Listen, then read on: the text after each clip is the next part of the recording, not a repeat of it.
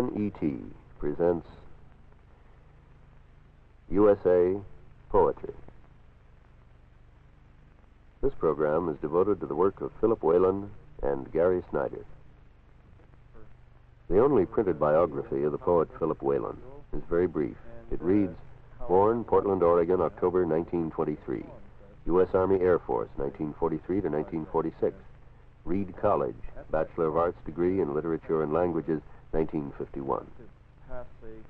Although Philip Whalen is frequently identified as a poet of the beat generation, the character of his life and work has little resemblance to the sensational publicity that has become associated with the term beat.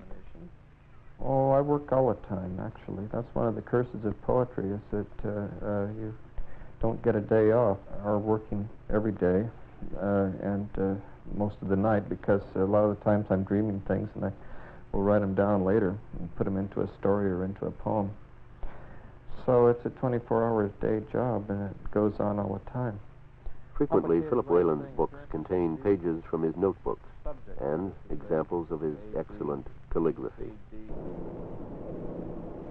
Your attention gets scattered with boiling tea water, or with worrying about the war, or about 100 million other things, and you wander away from what I think of as being the basic necessities or basic realities of existence.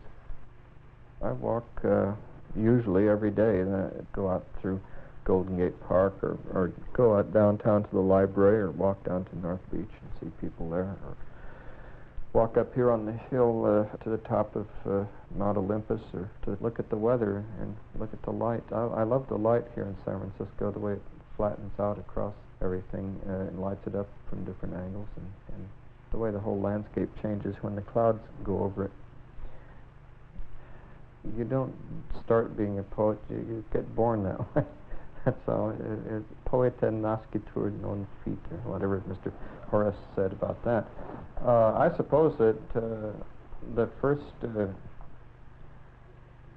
one of my first poetical experiences was that of having my appendix burst and having an emergency operation and being in the hospital the first time, and having an ether vision of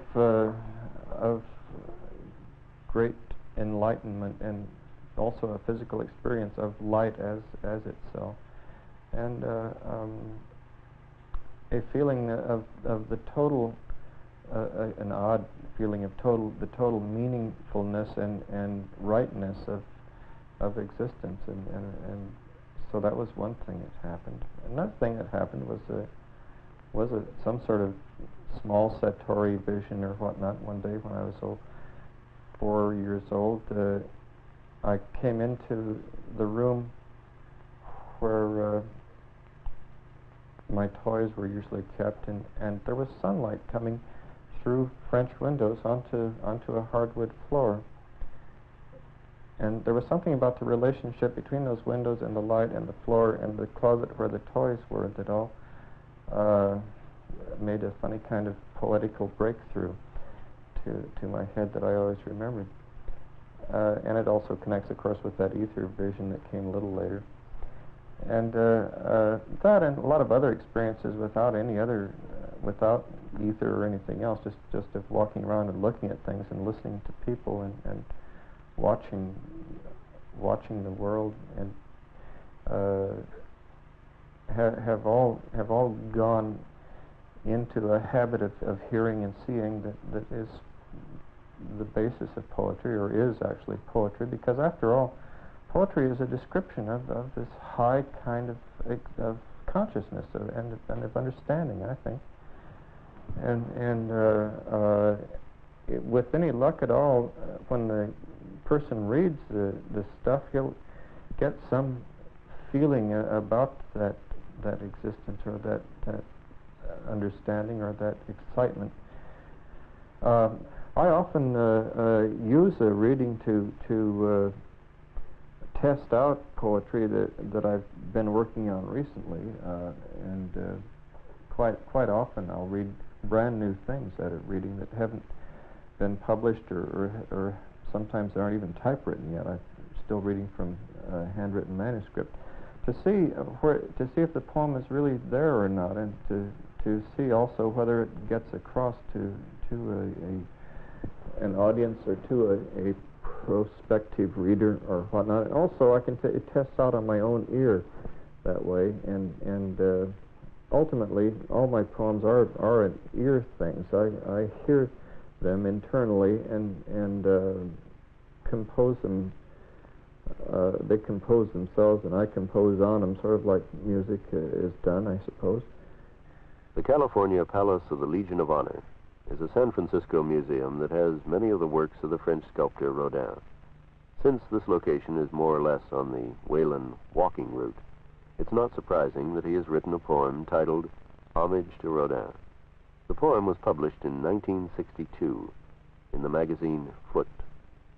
Thinker, in the classic Paris style, shows up in old New Yorker cartoons, appears in some houses as plaster bookends. A great animal, the biggest goon Rodin could find for a model, or magnified him. I think most Frenchmen are small by nature. Animal for sure. We customarily think man, human, soul, confronted with this kind of creature. I, we, and so forth. Concomitant fantasies of art, politics, religion. Rodin says animal, who sits down, which is one difference, apparently doing nothing. To calculate, cerebrate. And that's of the first significance. Meek, thinking, and got hands to build you what he means or throttle you if you get in the way. Either action without too many qualms.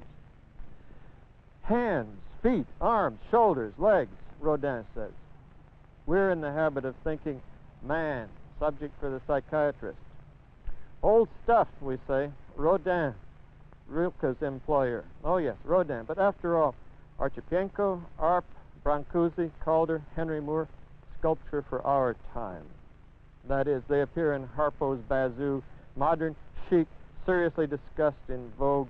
Epstein and Lipschitz are out. The heroic Tejas as Rodin.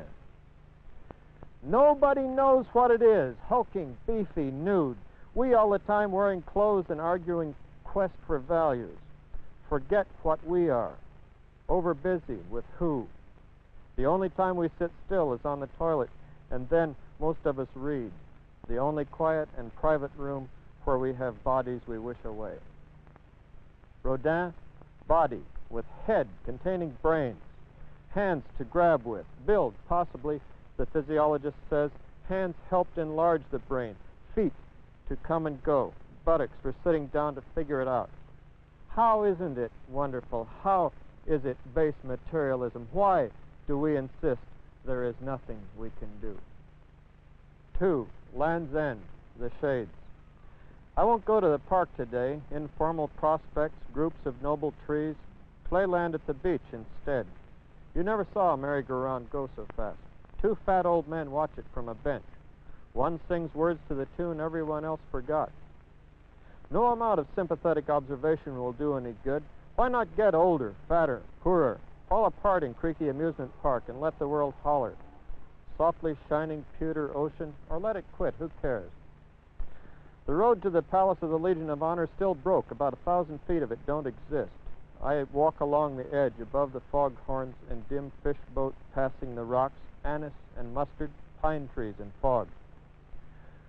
Formal building, pillared propylon and stoa, honneur et patrie, apse and dome and Greek pantheon life-size. A few golfers look at them. Just below the apse, Fort Miley steel fence, empty concrete bunkers, coast artillery, no defense, no more meaning than the gods, a wonder of expenditure. The whole outfit, stone, marble, pipe organ, and all built by a single family, given away, more or less.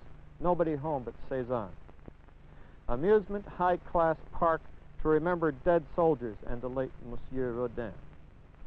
No amount of reflection on the noble, prospectless dead, no amount of indignation does any good. They are blanked, puzzled-looking, the shades.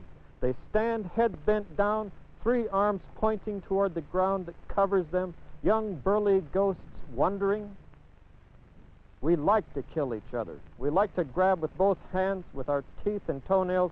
Unless you've got sharp teeth and toenails, you end up watching the merry-go-round. Not even a dime for popcorn nor anything to chew it with. Then there's a quote. Everything was all right until that man came along, and we decided to be kind to everybody. That's the trouble with us. Now we're too kind. We ought to kick them all right in the ass and stay home and mind our own business, which is being mean as hell. Fat kid wants expensive camera daddy to put 2 bits into Cliff House binoculars. His father screams in reply, furious, insane. What do you want to look at them rocks? What do you want to see in this fog? Come on, the fat kid hollers. Give me 25 cents. Put 25 cents in. Give me 25 cents. I want to see them rocks out there. Come on. Give me 25 cents. And his father screaming back at him like he might tear the kid limb from limb, actually looking in another direction, quite relaxed. There's all this loose hatefulness rolling around. We spend all our time hating the world, the Russians, the government, the job, the noise, the cops, our friends, our families, and ourselves for not changing, rearranging, not being able to find what to change or what we'd use to do the job. A woman plays in the surf, tight jersey pants, a kind of sweater top with sleeves, fully dressed, but the water doesn't hurt her clothes. Oblivious to her girlfriend hollering at her from the sand at the foot of the stairs, she plunges, laughing, through a wave. Part 3, Water Lilies and Iris. Fog washing past Mount Sutro, Parnassus, the medical school, a mirage, that city in the sea. Leaves over the sky where these water lilies grow up through my mind. Flowers in the water, not to be reached or touched. Pool of enchantment, pink granite curbing says before the Young Museum. Short reeds in shrubby island, Hiawatha boy blows flute at cougar pair, one crouching, one sitting, their ears laid back, enchanted.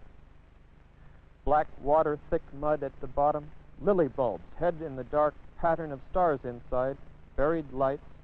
First a few lobed circles on the water, then leaf mountain with pink pecker buds, open flowers, unmistakably women that never fade nor wither.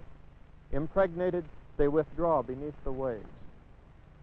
No mystery, genes in every cell manifest themselves, bulb of the earth showing itself here as lilies. The summer flowers, underwater globes of winter, all the same. Since you'd gone, I hadn't thought of other women, only you alive inside my head, the rest of me ghosted up and down the town alone, thinking how we were together, you bright as I am dark, hidden. Inside the museum, I see Rodin's Iris, torso of a woman, some sort of dancer's exercise, left foot down, toes grasping the ground, right hand clutches right instep, right elbow dislocating, reveals the flower entirely open, purely itself, unconscious, all concentrations on the pose. She has no head. Its light blasts all my foggy notions, snaps me back into the general flesh, an order greater than my personal gloom, frees me. I let you go at last. I can reach and touch again, summer flesh and winter bronze, opposite seasons of a single earth. In 1959, Philip Whalen was asked to write a statement about his own work. The result was a press release titled, Since You Ask Me. Since You Ask Me. This poetry is a picture or graph of a mind moving, which is a world body being here and now, which is history, and you. Or think about the Wilson cloud chamber, not ideogram, not poetic beauty, bald-faced didacticism moving as Dr. Johnson commands all poetry should, from the particular to the general. Not that Johnson was right, nor that I'm trying to inherit his mantle as a literary dictator, but only the title, doctor, that is, teacher, who is constantly studying. I do not put down the academy, but have assumed its function in my own person, and in the strictest sense of the word, academy, a walking grove of trees. But I cannot and will not solve any problems or answer any questions. My life has been spent in the midst of heroic landscapes which never overwhelmed me, and yet I live in a single room in the city, the room a lens focusing on a sheet of paper or the inside of your head. How do you like your world? Gary Snyder is another poet identified with the Pacific Northwest, San Francisco, and Reed College. Snyder now lives in Kyoto, Japan, where he is a student of Zen. But for part of 1965, he was a lecturer in the English department at the University of California at Berkeley. When asked to ad-lib a biography, he gave his usual direct answer. Well, I'd have to tell the truth. I was born in San Francisco, and at a very early age, I was moved to Seattle, where I grew up on a small farm just north of Seattle. Later, about 12, we moved to Portland, Oregon. I went to college in Portland, Oregon, graduated from Reed College, spent a little time at Indiana University, and then came back to the Bay Area. I went here to Berkeley in the Oriental Languages Department for about 3 years, and then for the last 8 years, I've almost constantly been living in Japan. Gary Snyder's poetry readings are exceptionally popular. All of the emphasis is upon the poetry itself, and the readings are as plain and simple as his Japanese student's uniform. As a poet, I hold the most archaic values on earth. They go back to the Paleolithic. And all of science and civilization, so-called progress, never has and never will improve on them. These values are the fertility of the soil, the magic of animals, the power of vision in solitude, the terrifying initiation and rebirth, the love and ecstasy of the dance, the common work of the tribe. My poems are about work, love, death, and the quest for wisdom. What we have is the ground beneath our feet, our minds and bodies, the man and woman who bore us, the man or woman we live with, the children we have made, and the friends we know.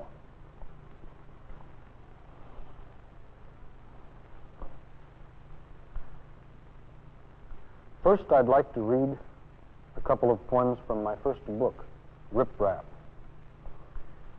Rip Rap, here in the West, means a cobble of stone laid on steep rock to make a trail for horses in the mountains.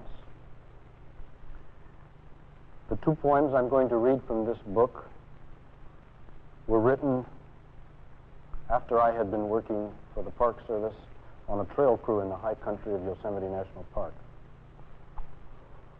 Hay for the horses. He had driven half the night from far down San Joaquin, through Mariposa, up the dangerous mountain roads, and pulled in at 8 a.m. with his big truckload of hay behind the barn. With winch and ropes and hooks, we stacked the bales up clean to splintery redwood rafters, high in the dark, flecks of alfalfa whirling through shingle cracks of light, itch of hay dust in the sweaty shirt and shoes. At lunchtime, under black oak, out in the hot corral, the old mare nosing lunch pails, grasshoppers crackling in the weeds. I'm 68, he said. I first bucked hay when I was 17. I thought that day I started, I sure would hate to do this all my life. And damn it, that's just what I've gone and done.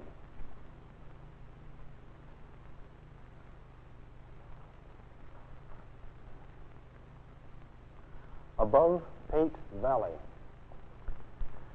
Pate Valley is in the northern section of the Yosemite National Park.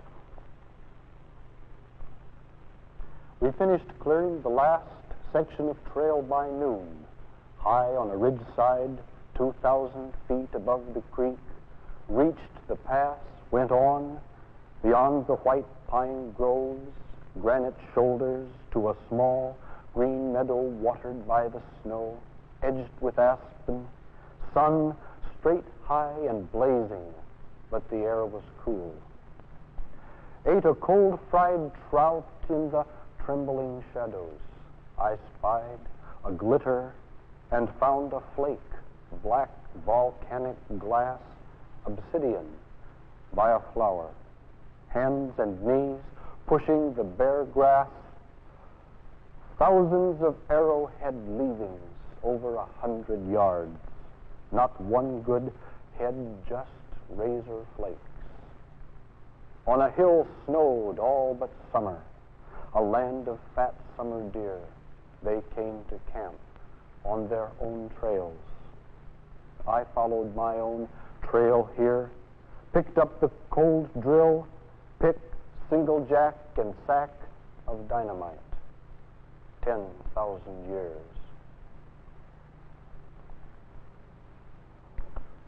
This section is called the market.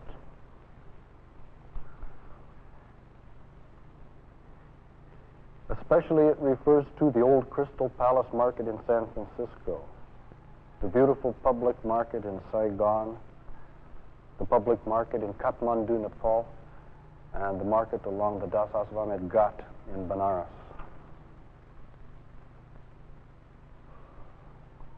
The market. Heart of the city, downtown, the countryside. John Muir, up before dawn, packing pears in the best boxes, beat out the others to market. The Crystal Palace on the morning milk run train. Me, milk bottles by bike, Guernsey milk, 6% butterfat, raw and left to rise natural, 10 cents a quart. Slipped on the frost turning into a driveway and broke all 9 bottles. That was when we had cows. A feathery hemlock out back by a manure pile where one cow once lay with milk fever, transfusions and worries until the vet come. We do this still dark in the morning. Part 1. To town on high, thin-wheeled carts, squat on the box-top stall, papayas, banana, sliced fish, grated ginger, fruit for fish, meat for flowers, French bread for ladle, steamer, tea giant, rough glaze earthware for brass shrine bowls. Push through fish, bound pullets lay on their sides, wet slab, watch us with glimmering eye, slosh, water. A carrot, a lettuce, a ball of cooked noodle. Beggars hang by the flower stall. Give them all some. Strong women, dirt from the hills in her nails. Valley thatch houses, palm groves for hedges, rice field and thrasher to white rice, dongs and piasters to market the changes. How much is our change? Part 2.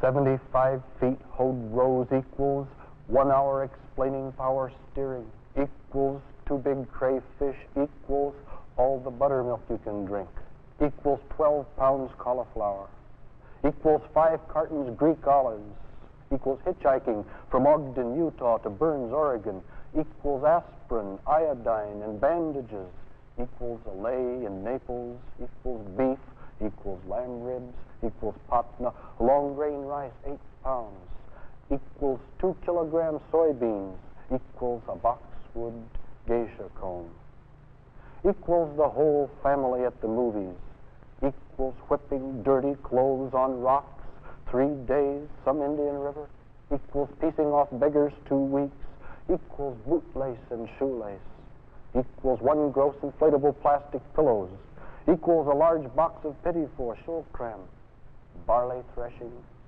mangoes, apples, custard apples, raspberries, equals picking 3 flat strawberries, equals a Christmas tree, equals a taxi ride, carrots, daikon, eggplant, green peppers, oregano, white goat cheese, equals fresh-eyed bonito, live clams, a swordfish, a salmon, a handful of silvery smelt in the pocket, whiskey in cars, out late after dates, old folks eating cake in secret, breast milk enough if the belly be fed,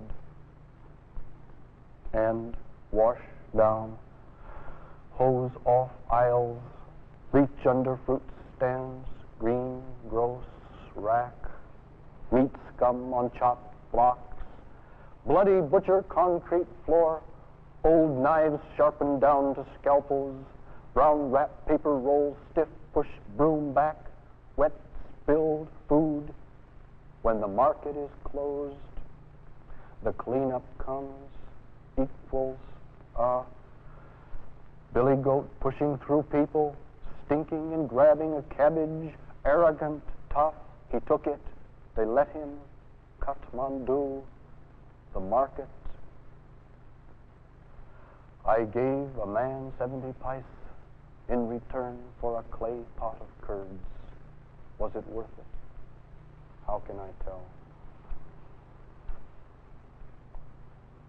3. They eat feces in the dark on stone floors. One-legged animals, hopping cows, limping dogs, blind cats, crunching garbage in the market, broken fingers, cabbage, head on the ground. Who has young face, open pit eyes, between the bullock carts and people, head pivot with the footsteps passing by, dark scrotum spilled on the street, penis laid by his thigh, torso turns with the sun. I came to buy a few bananas by the Ganges while waiting for my wife.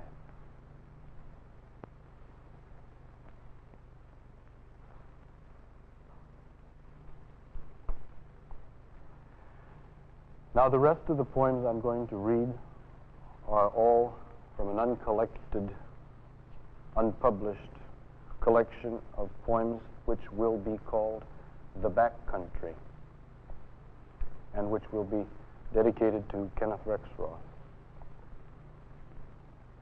These are all shorter poems of the last 6 years.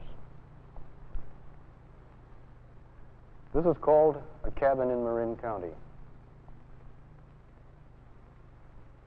Sun breaks over the eucalyptus grove below the wet pasture. Water's about hot. I sit in the open window and roll a smoke. Distant dogs bark, a pair of cawing crows, the twang of a pygmy nuthatch high in a pine. From behind the cypress windrow, the mare moves up, grazing. A soft, continuous roar comes out of the far valley of the 6-lane highway. Thousands and thousands of cars driving men to work.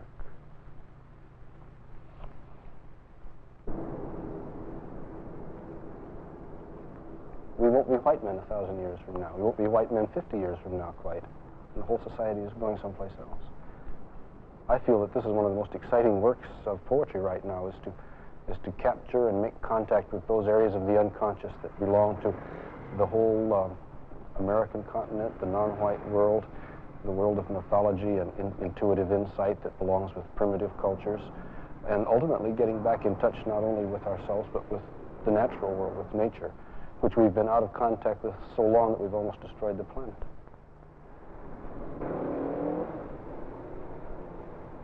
Gary Snyder's poem, The Market, is from a work in progress titled Mountains and Rivers Without End.